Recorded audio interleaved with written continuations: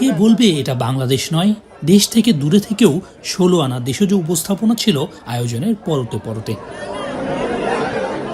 দীর্ঘ ৩০ বছরের গৌরবময় ইতিহাসের ধারাবাহিকতায় বাংলাদেশ অ্যাসোসিয়েশন অফ মন্ট্রিয়াল নতুন অধ্যায় শুরু করেছে। এ উপলক্ষে এবছরের আয়োজন ছিল চোখে পড়ার মতো। আমরা সবাই একত্রিত আমাদের ফেলোশিপ ফ্রেন্ডশিপ এখানে আমরা দেখতে পাচ্ছি। তো সবাইকে অনুরোধ করছি যেন এই ধরনের অনুষ্ঠানে সবসময় যেন অংশগ্রহণ করে।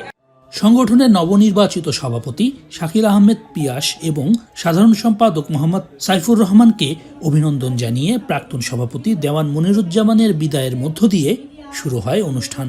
এটা একটা সাইন যে বাংলাদেশিদেরকে সবাইকেই একত্রে এখানে দেখা যায়। মনে হয় না যে আমি কানাডায় এত দূরে আছি। অনুষ্ঠানে বৈশাখী মেলা কেবল আনন্দের উৎসব নয়, এটি রীতিমতো মিলন মেলায় পরিণত হয়, জানান বাঙালিরা। আমরা আনন্দ করতেছি, খুবই সুন্দর প্রোগ্রাম আজকে দেখতেছি, উপভোগ করতেছি। আমরা ফ্যামিলি নিয়ে আসছি। কয়েক হাজার বাংলাদেশি প্রবাসী অনুষ্ঠানে অংশ নেন, অন্য প্রদেশ থেকেও যোগ দেন অনেকে।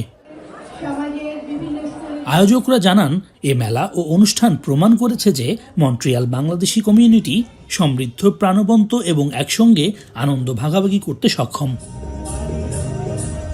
সৈয়দ ইফতেখার, এখন, কানাডা।